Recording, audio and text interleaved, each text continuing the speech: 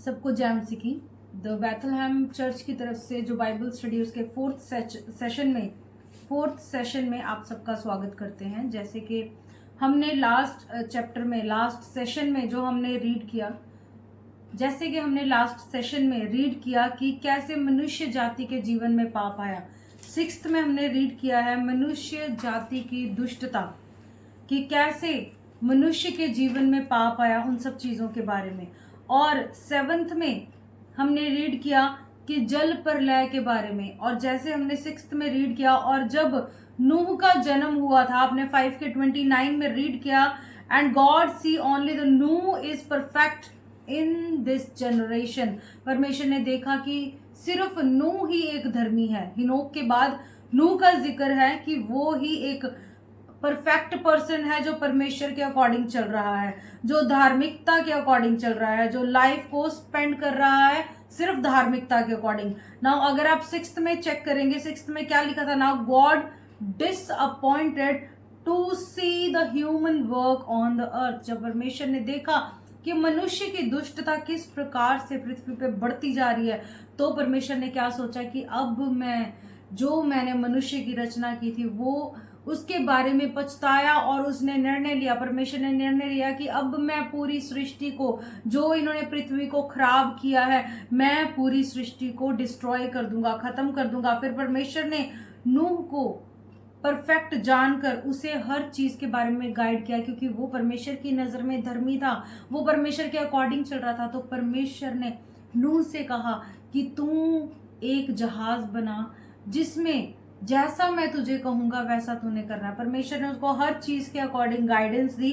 परमेश्वर ने कहा, जब उसने उस जहाज को तैयार कर दिया, तो परमेश्वर ने कहा कि अपने खाने के अरेंजमेंट लेकर जहाज में चढ़ जा। लिखा है 6 के 21 में कि जो भी आपके खाने का अरेंजमेंट है, नूह से परमेश्वर ने कहा कि वो लेकर जहाज में चढ़ जा। और परमेश्वर ने क्या कहा था कि इसमें तुझे लिखा है कि इसमें 7th के 2 में लिखा है, सब जातियों के शुद्ध पशुओं में से तो तू 7 जोड़े अर्थात नर और मादा लेना, पर जो पशु शुद्ध नहीं है उनमें से 2 लेना अर्थात नर और मादा।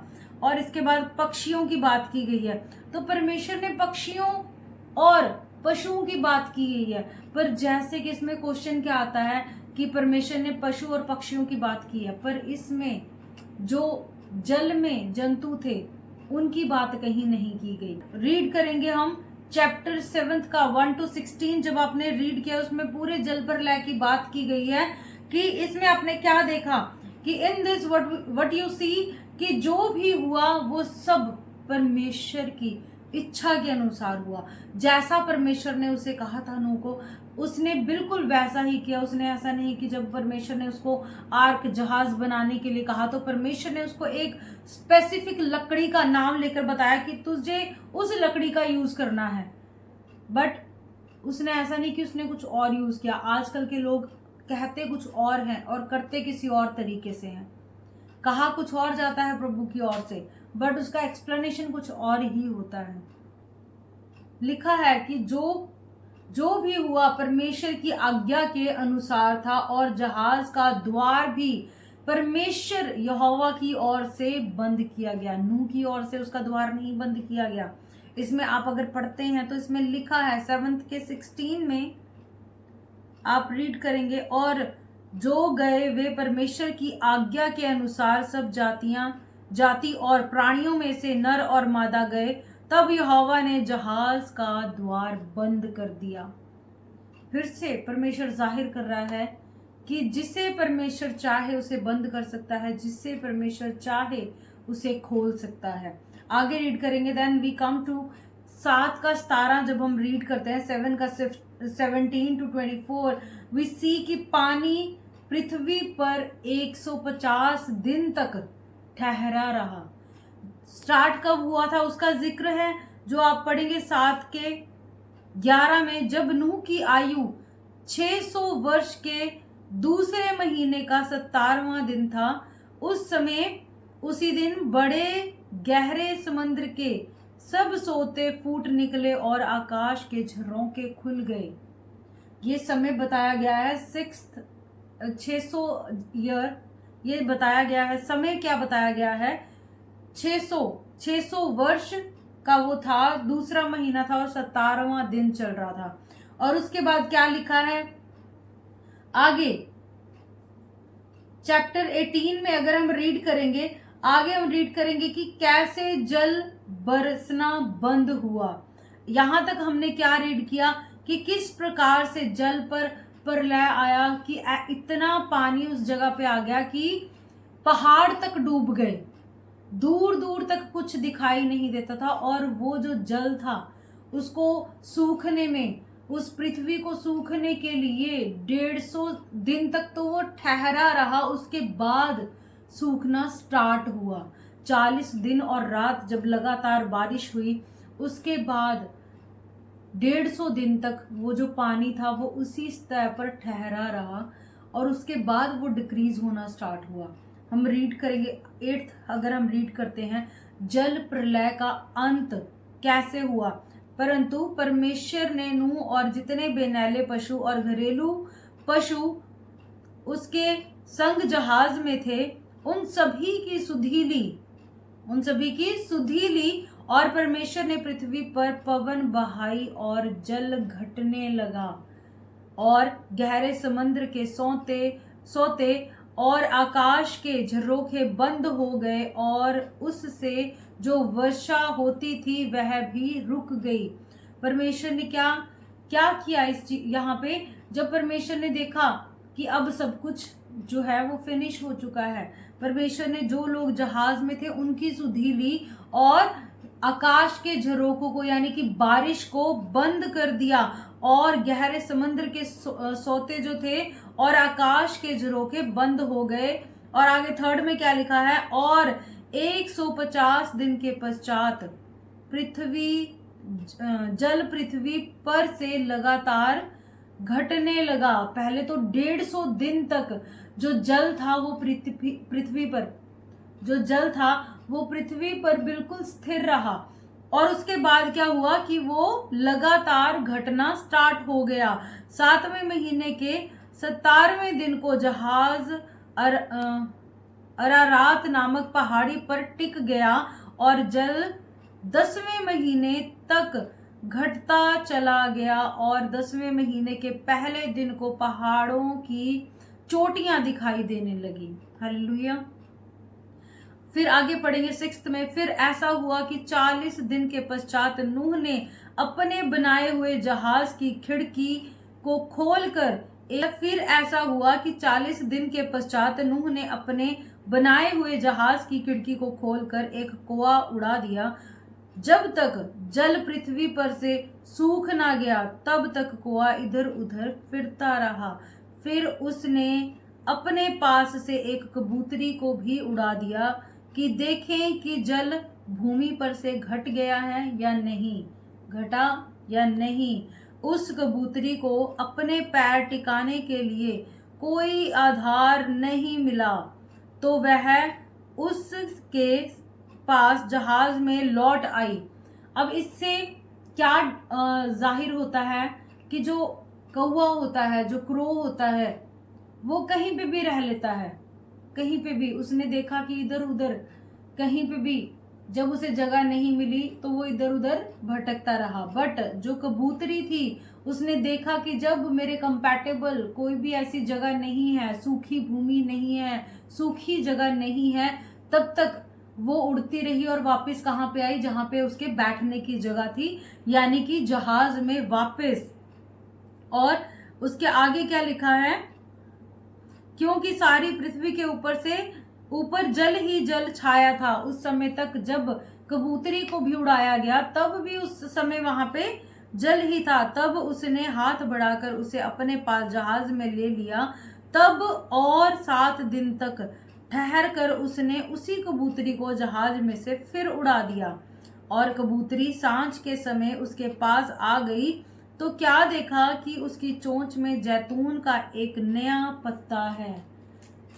इससे नूह ने जान लिया कि जल पृथ्वी पर घट गया है। फिर उसने 7 दिन और ठहरकर उसी कबूतरी को उड़ा दिया और वह उसके बाद फिर लौटकर नहीं आई। नूह की आयु के 601 वर्ष के पहले महीने के पहले दिन जल पृथ्वी पर से सूख गया। तब नूह ने जहाज की छत खोलकर क्या देखा कि धरती सूख गई है, और दूसरे महीने के 17वें दिन को पृथ्वी पूरी रीति से सूख गई। तब परमेश्वर ने नूह से कहा, तू अपने पुत्रों, पत्नी और बहुओं समेत जहाज में से निकल आ। क्या पक्षी, क्या पशु, क्या सब भांत के रेंगने वाले जंतुओं को जो पृथ्वी पर रेंगते हैं, जितने शरीरधारी जीव जंतु तेरे संग है, उन सब को अपने साथ निकाल ले आ, कि पृथ्वी पर उनसे बहुत बच्चे उत्पन्न हो और वे फूले फले और पृथ्वी पर फैल जाएं। तब नूह और उसके पुत्र और पत्नी और बहुएं निकल आई, और सब चौपाए रेंगने वाले जंतु और पक्षी और जितने जीव जंतु पृथ्वी पर चलते फिरते हैं, सब जात जात करके जहाज में से निकल आए। यहाँ पे कहीं भी जो जल में रहते हैं उनका जिक्र नहीं है, उनका जिक्र नहीं है। उस सिर्फ हर जगह पे अगर आप देखेंगे तो वो क्या थे, जो धरती पे रेंगने वाले, धरती पे रहने वाले, जिनमें श्वास था, जो धरती पे रह रहे थे, उनका जिक्र है। उसके बाद जब हम रीड करेंगे, इसमें आप एक चीज नोटिस कर सकते हैं जो आपको एग्जाम्स में भी पूछी जा सकती है, कि जो बारिश होती रही वो कितने समय तक, 40 दिन और 40 रात तक बारिश होती रही, और बारिश खत्म होने के बाद जो जल था वो पृथ्वी पर कितने समय तक ठहरा रहा, 150 दिन तक जो जल था वो ठहरा रहा। उस समय तक जल सूखा नहीं, वो बिल्कुल स्टेबल था, जितना था उतना ही था। और next, to check water on earth, अब कितने समय के बाद वो सूखना स्टार्ट हुआ, देखा कि धरती सूख गई है, और दूसरे महीने के 17वें दिन को पृथ्वी पूरी रीति से सूख गई। तो जो फ्लड का प्रॉपर ड्यूरेशन था वो कितने दिनों का था, अब आप इसको कैलकुलेट करके चेक कर सकते हैं, 110 दिन का वो समय था। देन वी रीड 8 का 15 से 19 तक अगर हम रीड करेंगे, उसमें क्या लिखा है, तब परमेश्वर ने नूह से कहा, तू अपने पुत्रों, यानी कि उसने अपनी फैमिली और जो उसके साथ थे उन सबको बोला कि अब इनको लेकर तू जहाज से निकल आ। उसके बाद परमेश्वर ने उसे क्या कहा कि जब वह वहां से निकला, तब नूह और उसके पुत्र, पत्नी और बहुएं निकल आई, और जब चौपाए रेंगने वाले जंतु और पक्षी और जितने जीव जंतु पृथ्वी पर चलते फिरते हैं, सब जाति करके जहाज में से निकल आए। और जब वो वहां से निकला, जब नूह जहाज से निकला तो उसने क्या किया, लिखा है, कहता होम बल का चढ़ाया जाना। इसमें जब वो वहां से निकल आए तो सबसे पहली बात क्या की गई है कि उसने भेंट चढ़ाई परमेश्वर को। तब लिखा है 20th में, अगर आप रीड करेंगे, लिखा है, तब नूह ने यहोवा के लिए एक वेदी बनाई और सब शुद्ध पशुओं और सब शुद्ध पक्षियों में से कुछ लेकर वेदी पर होमबल चढ़ाया। इस पर यहोवा ने सुखदायक सुगंध पाकर सोचा, मनुष्य के कारण मैं फिर कभी भूमि को श्राप ना दूंगा। यद्यपि मनुष्य के मन में बचपन से जो कुछ उत्पन्न होता है वह बुरा ही होता है, तो भी जैसा मैंने सब जीवों को अब मारा वैसा उसको फिर कभी ना मारूंगा। इससे हम क्या सीखते हैं कि जब भी परमेश्वर आपके लिए कुछ अच्छा कर रहा है तो परमेश्वर के लिए कुछ भी ऑफरिंग जरूर दें, कुछ भी, एनीथिंग। इस पे क्या लिखा है कि जब उसने परमेश्वर को भेंट चढ़ाई तो परमेश्वर ने जो किया था उससे वो पछताया। आज बहुत से लोगों की लाइफ में भी बहुत सारी प्रॉब्लम्स चल रही हैं। और क्यों चल रही हैं? क्योंकि जीवन से पाप नहीं जा रहा। जीवन में कुछ ऐसी चीजें हो रही हैं, लाइफ में कुछ ऐसी चीजें हो रही हैं, कुछ दुष्टताएं, बहुत सी चीजें, बहुत सी इवल्स लोगों की लाइफ में अटैक करती हैं। पर जब नूह ने इतना कुछ खत्म हो जाने पर, जब फिर से वह काम स्टार्ट कर रहा होगा, मैं अगर उस समय की बात करूं कि जब वो वहां से बाहर आया तो भूमि के ऊपर कुछ भी नहीं था, कुछ भी नहीं था।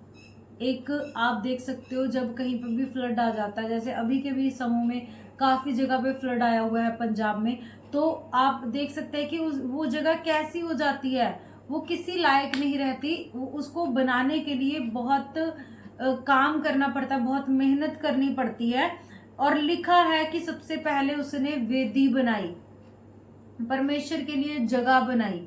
तो आप सबसे पहले ये भेंट क्या है कि आप अपने जीवन में उस खुदा की वेदी बनाइए, उस खुदा को स्थान दीजिए। अगर आप वो स्थान, वो क्या है, यानी कि दैट मीन्स आप अपने जीवन का कुछ हिस्सा उस परमेश्वर को दे रहे हैं।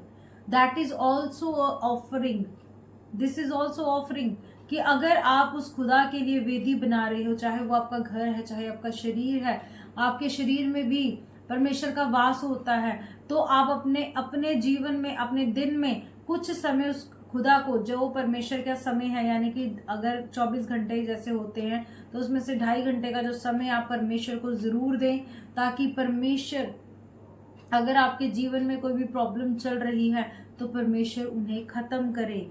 क्योंकि आगे हम पढ़ेंगे, अब से जब तक पृथ्वी बनी रहेगी तब तक बोने और काटने के समय, ठंड और तपन, धूप काल और शीतकाल, दिन और रात निरंतर होते जाएंगे। तो इसमें परमेश्वर ने क्या बताया? परमेश्वर ने बताया कि जब नूह वहां से बाहर आया और वहां से आकर उसने परमेश्वर को पहला स्थान दिया, तो परमेश्वर ने बहुत सी चीजों को स्ट्रीमलाइन कर दिया। अगर आप अपनी लाइफ में सबसे पहला स्थान उस खुदा को देंगे तो परमेश्वर आपकी लाइफ में भी बहुत सी चीजों को स्ट्रीमलाइन कर देगा। आगे लिखा है 9th में, अगर हम रीड करेंगे, परमेश्वर का नूह के साथ वाचा बांधना। उसके बाद फिर से, पहले परमेश्वर ने आदम को ये बात कही थी कि जाओ, फूलो फलो और फैल जाओ। अब परमेश्वर ने नूह से कहा, फिर परमेश्वर ने, आप 9th में पढ़ेंगे, फिर परमेश्वर ने नूह और उसके पुत्रों को आशीष दी और उनसे कहा, फूलो फलो और बढ़ो और पृथ्वी में भर जाओ। इस तरीके से परमेश्वर ने जितने भी जीव जंतु थे उन सबको जब बाहर निकाला, उसका रीजन ये था कि सेम जो उस समय प्रजाति थी, वो सारी जातियों में से जो है वो पूरी सृष्टि में दोबारा से फैल जाए। वो उसका रीजन ये था कि कोई भी चीज खत्म, कोई भी जो प्राणी है, कोई भी जीव जंतु है, उसका अंत ना हो, वो फिर से नई रीति से वो फूले फले और फैल जाएं। लिखा है साथ में, और तुम फूलो फलो और बढ़ो और पृथ्वी पर बहुतायत से संतान उत्पन्न करके उसमें भर जाओ। फिर परमेश्वर ने नूह और उसके पुत्रों से कहा, सुनो, मैं तुम्हारे साथ और तुम्हारे पश्चात तो तुम्हारे वंश, जो तुम्हारे वंश उसके साथ भी वाचा बांधता हूँ, और सब जीवित प्राणियों से भी जो तुम्हारे संग है, क्या पक्षी, क्या घरेलू पशु, क्या पृथ्वी के सब बेनैले पशु, पृथ्वी के जितने जीव जंतु जहाज से निकले हैं। और मैं तुम्हारे साथ अपनी यह वाचा बांधता हूँ कि सब प्राणियों की जल प्रलय से, कि सब प्राणी फिर जल प्रलय से नष्ट ना होंगे और पृथ्वी का नाश करने के लिए फिर जल प्रलय ना होगा। फिर परमेश्वर ने कहा, जो वाचा मैं तुम्हारे साथ और जितने जीवित प्राणी तुम्हारे संग हैं, उन सब के साथ भी युग युग की पीढ़ियों के लिए बांधता हूँ। तो इसमें क्या है कि परमेश्वर ने जो वो समय था, जो प्रलय उस समय आया था, जो फ्लड उस समय आया था, उसके बाद परमेश्वर ने कहा कि ऐसा दोबारा कभी ना होगा, कभी ना। और उसके बाद से लेकर परमेश्वर ने क्या कहा, जब वो जल प्रलय आया, परमेश्वर ने क्या कहा, जाओ फूलो फलो और फैल जाओ। देन गॉड से you he will not destroy you again. परमेश्वर ने उनसे कहा कि वो आपको दोबारा से नष्ट ना करेगा। तो आज हमने जो रीड किया कि कैसे परमेश्वर ने इस पृथ्वी को फ्लड के समय, नूह के समय में नष्ट किया, और कैसे उस समय परमेश्वर ने नूह को गाइड किया, कैसे परमेश्वर ने उसकी अगुवाई की कि क्या क्या तुझे करना है। तो इसी तरीके से जब आप परमेश्वर के डर में चलते हो, परमेश्वर के भय में चलते हो, परमेश्वर आपको हर समय गाइड करता है और हर समय परमेश्वर आपकी अगुवाई करता है और आपको हर एक दुख से, हर एक परेशानी से बचाता है, आपकी फैमिली को बचाता है। तो आपको इससे क्या शिक्षा मिलती है? परमेश्वर के द्वारा जो भी बातें कही जाती है वो हमारे जीवन में बड़ी आशा को लेके आती है, बड़े बदलाव को लेके आती है। तो आज जो हमने रीड किया उससे हमें क्या नॉलेज मिलती है कि किस प्रकार परमेश्वर ने इस सृष्टि को बनाया और किस प्रकार परमेश्वर ने उसे एक समय तबाह भी कर दिया, और उसके बाद भी परमेश्वर पछताया कि ये मैं दोबारा ना करूँगा। नेक्स्ट हम फिर दोबारा मिलेंगे फ्राइडे को। सबको जय मसीह की।